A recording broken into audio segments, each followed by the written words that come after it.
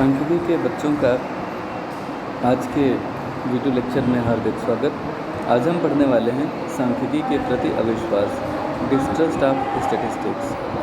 देखिए, सांख्यिकी सार्वभौमिक उपयोग का विज्ञान होते हुए भी कुछ व्यक्ति इस पर अविश्वास प्रकट करते हैं। सार्वभौमिक उपयोग का मतलब होता है ऑफ यूनिवर्सल यूजेस, यानी कि सांख्यिकी का उपयोग जीवन के हर क्षेत्र में हो सकता है। यूनिवर्सल वही होता है जो हर क्षेत्र में लागू हो जाए। सार्वभौमिक यानी कि जो हर जगह लागू होता हो, हर जगह उपयोगी हो। ऐसा विज्ञान होने के बावजूद कुछ लोग इस पर विश्वास प्रकट करते हैं। इसे संदेह की दृष्टि से देखते हैं। अब कुछ विद्वानों के सेंटेंसेस सुनिए और उसके आधार पर आप अंदाज़ा लगाइए कि सांख्यिकी के बारे में लोग कितना आशंकित हैं। डिज़रायली ये कहते हैं कि झूठ 3 प्रकार के होते हैं: झूठ, सफ़ेद झूठ और समंक। ये तो आपको बताने की आवश्यकता नहीं है कि सांख्यिकी का एक अर्थ समंक भी होता है। समंक यानी डेटा यानी स्टैटिस्टिक्स। तो झूठ 3 प्रकार के होते हैं: झूठ, सफ़ेद झूठ और समंक यानी समंक भी यानी सांख्यिकी भी एक प्रकार का झूठ है। ये डिज़रायली का कथन। मार्क ट्वेन ने समंक को सबसे बड़ा झूठ बताया। क्या बताया? सबसे बड़ा झूठ अगर कोई है तो वो क्या है? समंक।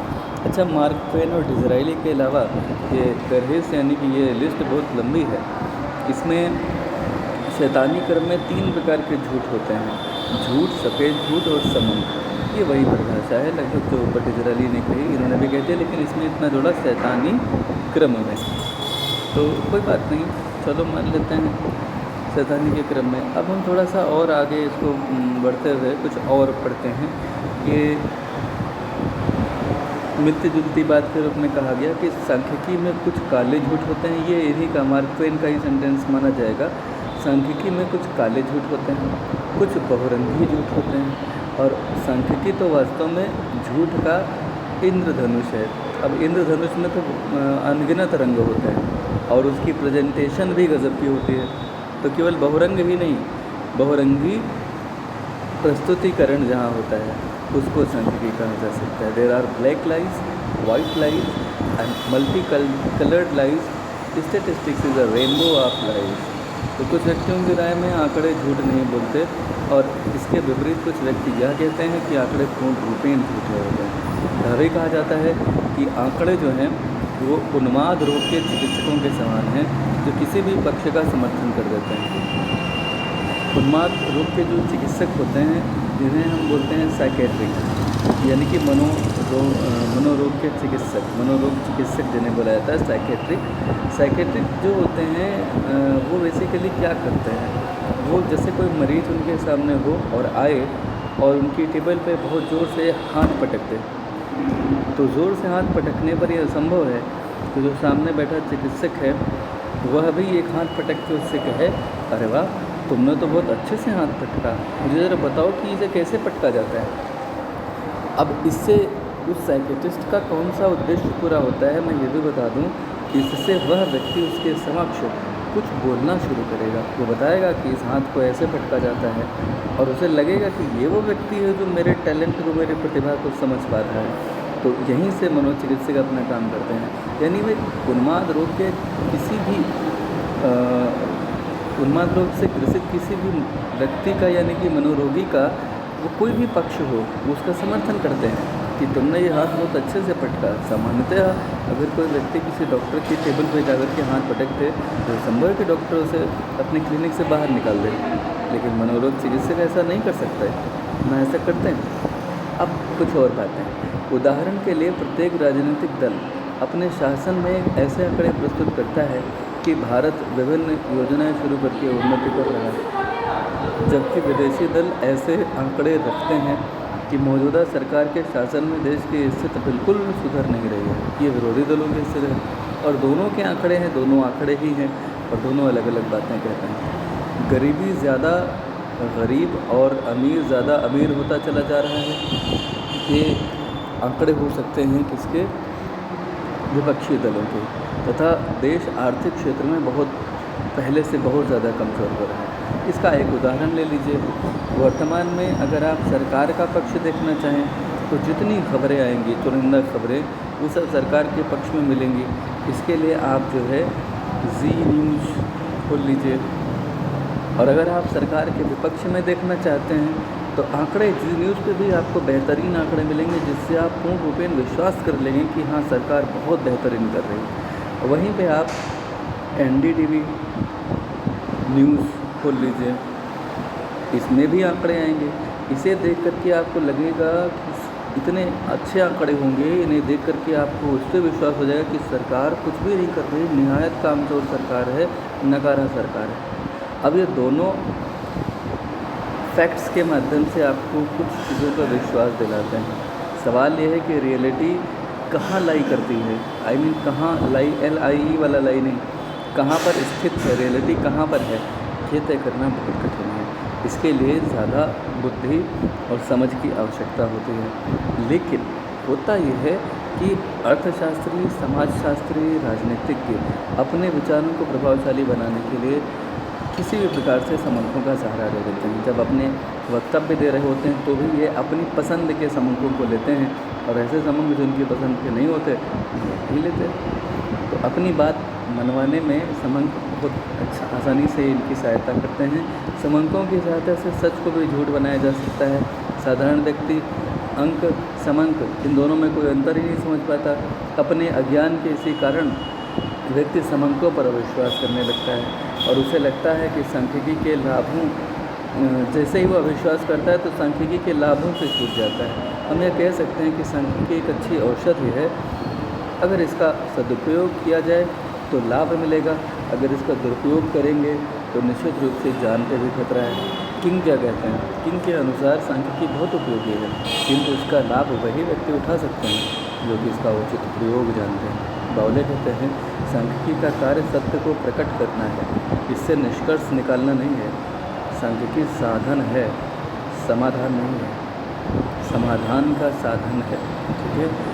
इतिहास बिना प्रमाण किसी बात को नहीं कहता, जबकि समंक प्रमाण के विपरीत किसी बात को भी कभी भी कहते हैं। History asserts with evidence while statistics asserts contrary to the evidence, के सबूतों के खिलाफ भी जाते हैं। तो सांख्यिकी के प्रति अविश्वास करना सही नहीं है, क्योंकि अविश्वास का कारण सांख्यिकी नहीं है, बल्कि स्वार्थी संकलन करता है जो सांख्यिकी का दुरुपयोग कर रहे होते हैं। सांख्यिकी के प्रति अविश्वास है, ये तो आपने उपयुक्त विवेचना से समझा होगा, उपयुक्त व्याख्या और उसके निष्कर्ष से समझा होगा। लेकिन इन अविश्वास के कारण क्या, अगर हम इसको पॉइंट टू पॉइंट बताना चाहें तो हम इस तरह से जानते हैं। पहला कारण है सांख्यिकी के प्रति अविश्वास का कि लोग सांख्यिकी के आंकड़ों को सतही तौर पर देखते हैं, ऊपरी तौर पर देखते हैं।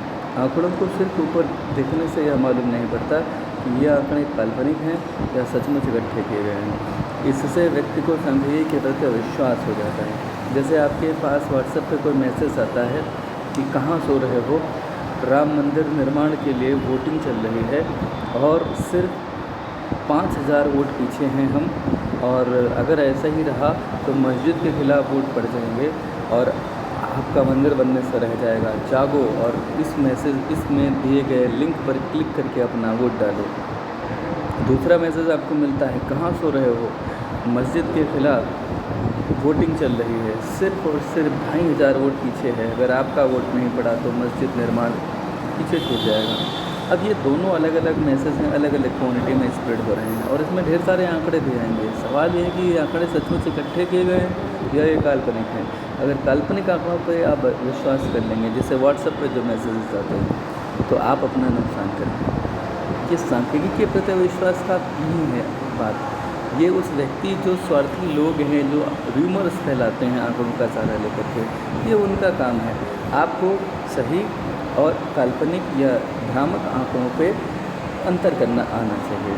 तो अगर आप आंकड़ों को ऊपरी तौर पर देखेंगे, अगर आप दोनों मैसेज पे यकीन करेंगे, तो दोनों मैसेज को देखेंगे तो आपका किसी पर यकीन नहीं रह जाएगा। यही कारण है कि आपको सांख्यिकी के ऊपर अविश्वास होने लगा है। तो अगर आप चाहते हैं कि सांख्यिकी पे विश्वास कर सकें तो आप उन फैक्ट्स को देखें जो सरकारी या अधिकृत एजेंसीज द्वारा जारी की जाती हैं। ठीक है, क्या किसी भी विश्वसनीय एजेंसी के द्वारा जारी की जाती हैं, व्हाट्सएप से नहीं, व्हाट्सएप यूनिवर्सिटी पे आने वाले आंकड़ों से नहीं, चाहे वो कोविड-19 के आंकड़े हों, चाहे वो संक्रमित मरीजों के पकड़े गए आंकड़े हों, जब आप किसी सरकार की वेबसाइट पे किसी PDF फॉर्मेट में देखें और वो भी अगर सही से प्रमाणित है तो आप उस पर यकीन करें, तो वहाँ पर सांख्यिकी आपको गलत निष्कर्ष नहीं देगी। तो एक तो कारण है आंकड़ों को ऊपरी तौर पर देखना, दूसरा है शुद्धता की जांच न होना।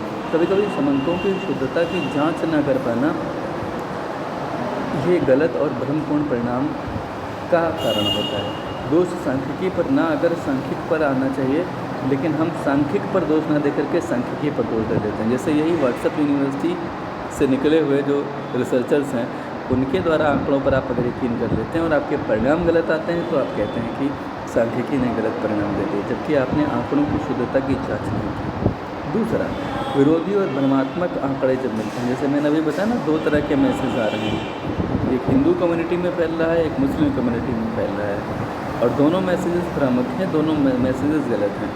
तो अगर ऐसे मैसेज फैलेंगे तो आपका ना इस पे यकीन रहेगा और ना इस पे यकीन रहेगा, किसी भी मैसेज पे यकीन नहीं रहेगा, और आप फाइनली सांख्यिकी के इस तरह के मैसेजेस पे यकीन करना छोड़ देंगे। ठीक है। इसी तरह से जब सरकारों का रिपोर्ट कार्ड बनता है, तो सरकार जब अपना रिपोर्ट कार्ड बनाती है तो अपनी पीठ थपथपाती रहती है, वही जब विरोधी दल उनका रिपोर्ट कार्ड बनाते हैं तो उन्हें पूरी तरह से फेल घोषित कर देते हैं। तो आप किसी पे भी यकीन करने की स्थिति में नहीं होते हैं और भ्रम की स्थिति में चले जाते हैं और आपका सांख्यिकी या विश्वास में रहता है। सामान्य व्यक्तियों की अज्ञानता, साधारण आदमी सांख्यिकी विधियों का उपयोग करना नहीं जानता। शुरू में समंकों द्वारा बताए गए निष्कर्षों से उसे संतुष्टि हो जाती है, परंतु बाद में जब उसे यह मालूम पड़ता है कि उसका उपयोग सही से नहीं हुआ तो वह इसे अविश्वास की दृष्टि से देखने लगता है। स्वार्थी लोगों द्वारा समंकों का दुरुपयोग बहुत हुआ है, होता ही रहता है, लगातार हो रहा है, जिससे वो लोग अनुचित लाभ भी उठाते हैं। तो जो सामान्य व्यक्ति हैं उनके अविश्वास करने लगते हैं। विशेष ज्ञान की कमी होना, समंकों के विश्लेषण करने में ज्ञान की कमी के कारण निष्कर्ष भ्रमपूर्ण बनते हैं। समंक से इकट्ठे हो गए थे लेकिन विश्लेषण अनुसंधानकर्ता ने सही से नहीं किया, तो अगर निष्कर्ष करा पाएंगे तो सामान्य लोग उस पर विश्वास करने लगते हैं। सांख्यिकी की कुछ अपनी सीमाएं भी हैं, उनकी उपेक्षा करके भी ठीक ठीक परिणाम नहीं मिलेंगे और उससे सामान्य जनों में अविश्वास उत्पन्न होता है। हम ये कह सकते हैं उपयुक्त अविश्वास के जो कारण हैं उनसे, उनके आधार पर कि समंक पूर्ण रूप में निर्दोष होते हैं, उनका उपयोग करने वाले के ज्ञान के अभाव में उनका गलत उपयोग हो जाता है। जैसे विज्ञान के क्षेत्र में बहुत से ज्ञानी उसका उपयोग गलत रूप से करते हैं, वही उनके विनाश का कारण बन जाता है। अब इसमें विज्ञान का क्या दोष? दोस्तों, उपयोग करने वालों का है ना, इसीलिए तो यह कहावत है कि समंक गीली मिट्टी के समान है। आप चाहे तो इसे देवता, चाहे तो दानव, जो भी बना लें। वास्तव में सांख्यिकी में यदि समंकों को अच्छी तरह से सोच समझकर प्रयोग में लाया जाए तो वह कभी भी धोखा नहीं दे सकते। उनका उपयोग प्रयोगकर्ता ने पक्षपातपूर्ण तरीके से अगर किया है तो वह निश्चय ही धोखा खाएंगे और फिर कहेंगे कि सांख्यिकी अविश्वसनीय है। यह कहना पूर्ण रूप में सत्य है कि अंक या समंक झूठ नहीं बोलते, बल्कि झूठ बोलने वाले अंक बना लेते हैं। वास्तव में सांख्यिकी उस अचूक औषधि की तरह है जिसका उपयोग उसके प्रयोग करने वाले पर निर्भर करता है।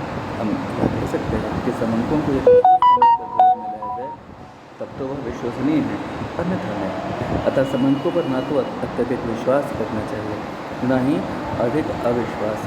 यह प्रयोग करने वाले पर निर्भर है, परंतु बिना सोचे समझे ही समंकों के प्रति विश्वास करना ये निश्चित रूप से अज्ञान का परिचय है। आज के लिए इतना ही। बहुत बहुत धन्यवाद।